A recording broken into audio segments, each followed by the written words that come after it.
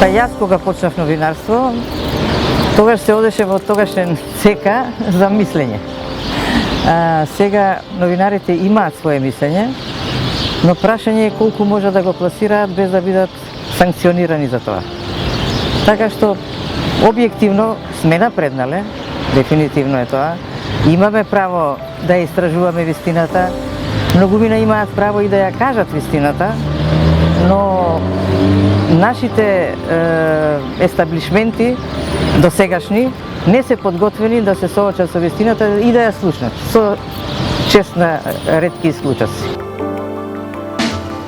Радио Скопје, прва програма на средни бранови од 370,4 и 241,5 метри и на ултракратки бранови од 97,3 МГц. Серијалот "Жените го менуваат новинарството" го завршуваме со легендата на македонското радионовинарство Мира Костич, жена која 43 години беше гласот на вистината преку радиобрановите на македонското радио. Храбра, истрена и секогаш посветена на професијата, таа е пример за тоа колку и како новинарството менува животи, но и како жените го менуваат новинарството. Соочена со различни животни предизвици, како жена во време кога женскиот глас не бил толку моќен, успеала да се избори за собствената позиција. Ја бев и највисоко квалификуван магационер, знаете ли? И што не ви го кажам? Кај беше магационер? У радио. Магационер бев со факултетска диплома. А имаше една година бев таму. А имаше колеги кои што немаа факултет, а беа новинари. А за МРТ се бараше факултет, мора да имаш факултет, нема. Мира Костич започнала во време кога новинарството било професија доминирана од мажи. Тој машки свет сепак не успел да ја спречи да стане една од најпочитуваните новинарки во Македонија. Не знам, може би се уште свеста кај мажите дека жените се малку можеби поглупави, понежен пол. Па нема да копаат таму кај што не треба да копаат. И опис за надување. И опис за надување, да. Инаку јас кога почнав во типично машки бастион. Значи дневната редакција во радиото беше у тоа време работеа околу 8 колеги новинари. Освен Мира Јанковска, јас која што била и накратко потоа излегла, затоа што таму навистина беше тешко, 24 сати се работеше. Ја бев единствената жена која што таму издржа 90 години. Како издржа? И како беше да се работи со толку во таква средина, како малцинство? Во прв момент беше ти сега дојдеш, ти ќе ни солиш памет. Мислам најнародски кажано. Меѓутоа јас велам, нема разлика дали си маж или жена. Битен е човекот. Ако знаеш и умееш, ти ќе го наметнеш она твое знаење и умење, затоа што е тоа вистинското. Не може, како велат, пред вистината и боговите молчат. Тоа е тоа. Ако можеш и ако се поставиш на исто ниво со сите други што работат во одредена средина, а не гледаш оправдувања за своето неработење во семејството, нели мало дете, јас кога почнав, керка ми беше многу мала. Се работеше 24 сати, значи по цела ноќ сум работела. Сум работела по цела ноќ на минус 26 степени температура без грејење, со едно калориферче. Ми смрзнуваа рацете и на мене и на дактилографката која што куцаше тогаш на машина, тогаш така се правеа вестите. Меѓутоа, успеав да докажам дека не сум ништо помалку вредна од другите колеги. Дури тие одеа на војни вежби, тогаш имаше војни вежби, па жените ќе им се разболеа, па децата ќе им се разболеа, сите одеа на боледување. Јас не одев на боледување, кога ми беше болно детето. И кој беше поголем маж? Испаѓа дека јас сум била поголем маж, ако веќе така ги гледаме работите. Меѓутоа, јас пак велам, не ги делам луѓето на мажи и жени, ни на било каква друга припадност на луѓето, бидејќи човек е човек, дали е маж или е жена, одредува неговата способност, неговите вредности што ги носи со себе, неговото знаење и умење, колку може да одговори на задачите на кои што ги извршува. Незината работа често ја носела на места каде другите би се повлекле. Како единствениот новинар во Собраниската сала на 24 декември, таа сведочела на сцени што ја дефинирале незината професионална етика.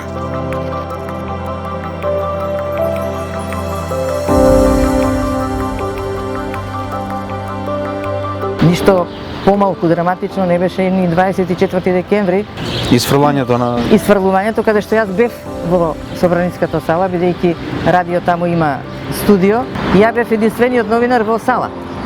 Пред да се случи навлегувањето на така наречено обезбедување собраниско, бидејќи не беше само собраниско обезбедување, беа викнати и припадници на безбедноста од другите институции. Еден пратеник ми рече: види сега што ќе се случи. Чекај сега да видиш што ќе се случи. И навистина се случи. Влегоа како фурија, дури пратеничка која што беше бремена и си седеше на место, ја дигнаа и ја извлекоа надвор, што е крајно нехумано.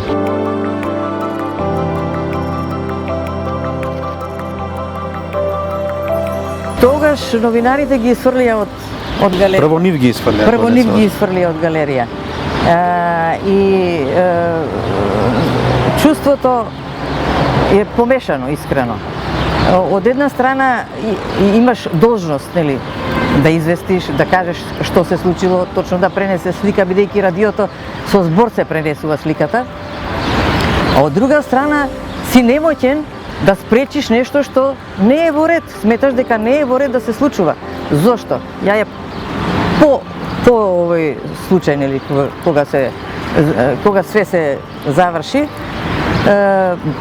еден ден потоа, на тогашниот претседател на собранието му реков дека многу сгреши што ги исфрли новинарите од галерија. Бидејќи, можеби, сликата ќе беше сосема поинаква. Можеби некои од новинарите ќе сметаа дека интервенцијата била во ред затоа што се блокирала работата на собранието. Тогаш за буџетот се донесуваше, да. Стануваше збор. Меѓутоа, немаат многу слух политичарите за нашите укажувања. 4 години си во пензија, ти недостасува ли новинарството, со оглед на тоа какво ни е во моментот? Без оглед на тоа какво е во моментов, да, многу ми недостасува, бидејќи јас сум по вокација и по пределба новинар. И не можам ништо друго да бидам освен новинар, и велам пак да ја избирам професијата, повторно би ја избрала, без оглед на тоа и колку е ризична, дека многу пати животот ми бил во загрозен, во некакви ситуации кои што сум сама улетала, сакајки, нели, да ја известам јавноста за тоа што се случува, без оглед на притисоците што се вршат политички, без оглед на тоа што се вршеле и од уредништвата притисоците, да, ми недостасува.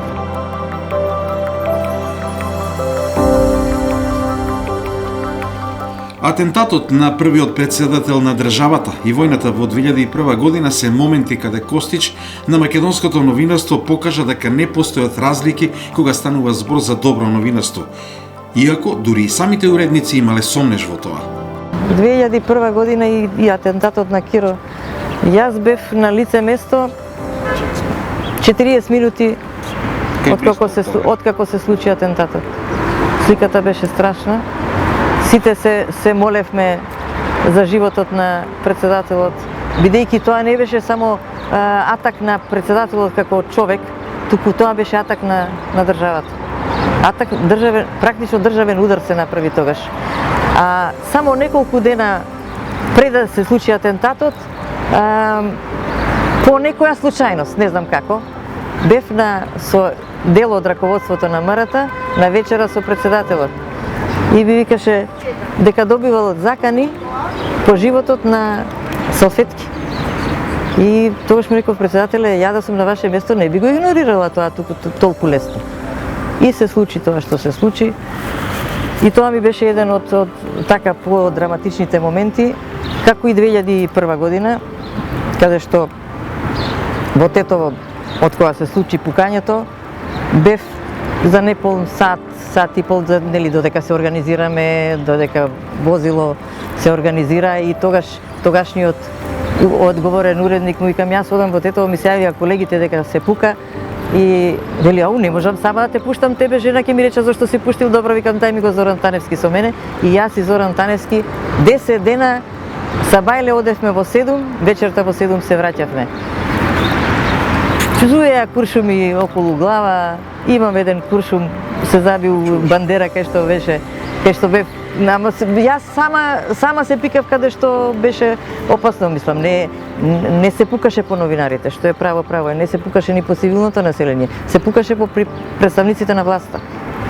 Не по И се знае, мислам, епилогот е познат. Од некоја временска дистанца се чувствувам како статист во лошо режиран филм, искрено. Атентатот на председател Глигоров, тоа беше колку беше тешко или лесно да се дојде до информација? Многу тешко. Многу тешко. Јас добивам впечаток дека тоа остана како неразчистено.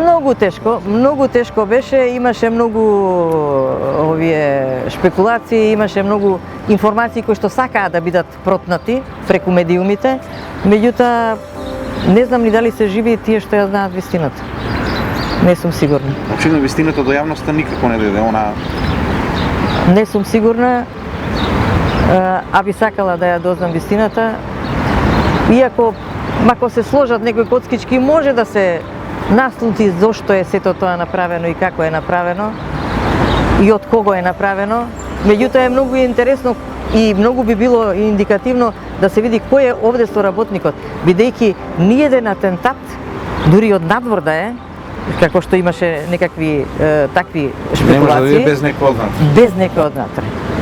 Но, еден битен момент, рече дека 40 минути по атентатот си била на местото на настанот. Што преовладуваше кај тебе, новинарското или човечкото? Бидејќи... Во прв момент новинарското, морам да признам. Колку и да е нехумано, да, новинарското. Иако, кога го видов неговиот возач легна доле, баш ми се стегна што се вели душата, затоа што знам дека зад тој човек има семејство, кое што во тие моменти не знае што се случува, а ќе се соочат со голема трагедија, како што и се случи.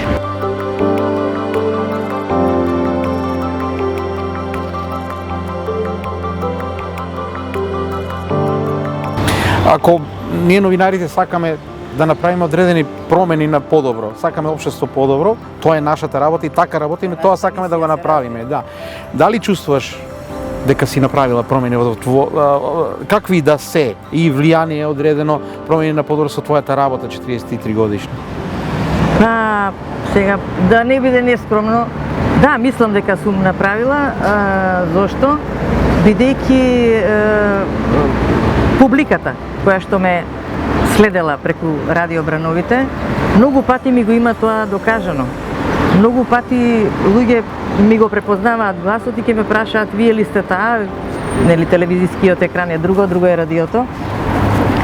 И кога ќе потврдам дека сум таа, ми одаваат признание, бидејќи велат кога ќе ве слушнеме вас, знаеме дека тоа е така. Дека тоа што го кажувате е вистина, дека нема лаги во она што го кажувате. И мене тоа ми е најголемо признание, искрено речено.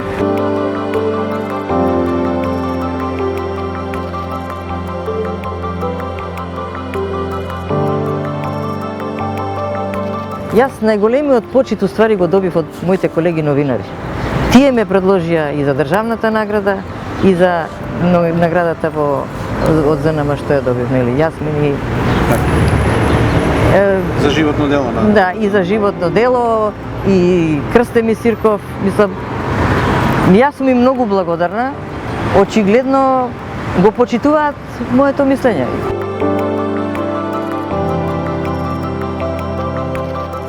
Колегите што го прават истражувачкото новинарство се навистина во тешка ситуација, затоа што многу пати си ја загрозуваат својата професионална кариера и професионална безбедност, копајки по одредени прашања кои што многумина сакаат да бидат закопани и да останат закопани. И мислам дека добро го прават тоа. Со сега некои исклучоци се разбира. Борбата за еднаквост никогаш не престанува. Мира често била потцената само затоа што е жена, но тоа не ја спречило да докаже дека новинарството нема пол. Па искрено речено не знам зошто не ме искористија, да речам така. Меѓутоа факт е и дека во радиото немаше голем прилив на нов кадар, на млад кадар. Јас кога отидов во пензија, просекот ни беше 55 години, што е страшно. Да немаш ти подмладок во една информативна куќа, особено јавен сервис како што е Македонското радио, па и телевизијата. Сега нешто почнам да гледам нови лица, инаку не долги години немаше подмладување на кадарот.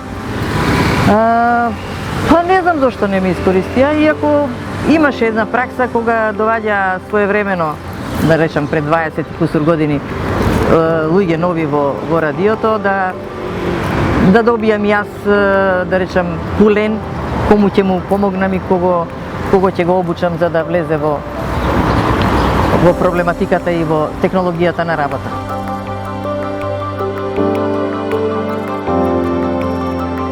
Треба политичарите да се прашаат и многу пати истото тоа сум го кажувала, дека треба да ги тргнат рацете од Македонската радиотелевизија, бидејќи Македонската радиотелевизија своевремено беше репер. И треба да биде секојаш репер. И за квалитетот на информацијата, и за вредностите што се промовираат, и за образование, и за... Имаше едукативно-информативен карактер таа куќа. Сега, се уште има, меѓутоа не е тоа што треба да биде. Се гледаат партиските влијанија, апсолутно се гледаат. Ја не знам дали можеби е до кадарот. Можеби е до кадарот, затоа што некој што е сигурен во себе, сигурен во своето знаење, тој нема да се плаши ако денеска е уредник, утре е обичен новинар. Јас сум била во таа ситуација, сум била извршен уредник, сум била помошник директор за Вестник, после тоа си станав обичен новинар, исто како што си бев и претходно. И секогаш викав дека јас сум на привремено ангажирање на одредена должност, ништо повеќе. За Мира вистината секогаш била најважна. Таа верува дека довербата на публиката е основата за вистинското новинарство. Каде одиме? Па јас сакам да верувам, бидејќи сум по природа оптимист, сакам да верувам дека ќе одиме напред и дека ќе има редукција на медиумите. Ќе има редукција и дека кога ќе почне плаќањето на медиумите според гледаноста и слушаноста, мислам дека тогаш самиот медиумски пазар ќе се редуцира и дека ќе бидат главни, да речам, или водечки, тие во кои имаат граѓанството, публиката има доверба. Да се разбереме. Ниедна демократија не се изградила преку ноќ. Демократијата подразбира почитување на право, почитување изградба на вредности и правна држава пред се. Така што овие 39-40 година тераме на самостојност и така натаму, се ништо во однос на западните демократии, каде што исто така има. Таму не е сјајна ситуацијата и таму новинарите се едни од, да не речам, најомразените во одредени ситуации и прогонувани, и малтретирани и реперкусирани, така што не е ништо страшно. Битно е да знаеме што сакаме и какви вредности сакаме да развиваме, затоа што нашите генерации што доаѓаат треба да ги прифатат и да ги применуваат тие вредности и критериуми. Ние рипнавме, што се вика грлом у јагоде. Од социјализам рипнавме во капитализам, мислевме дека го пресековме, па почната врска со поранешниот систем, меѓутоа ништо што вредеше, што беше вредност, што беше позитивен критериум, не задржавме. Ние мислевме од нас почнува и со нас завршува светот. Не може така. Мира Костич е доказ дека новинарството е повеќе од професија. Тоа е мисија. Жените како неа го менуваат новинарството и покажуваат дека храброста и вистината немаат граници.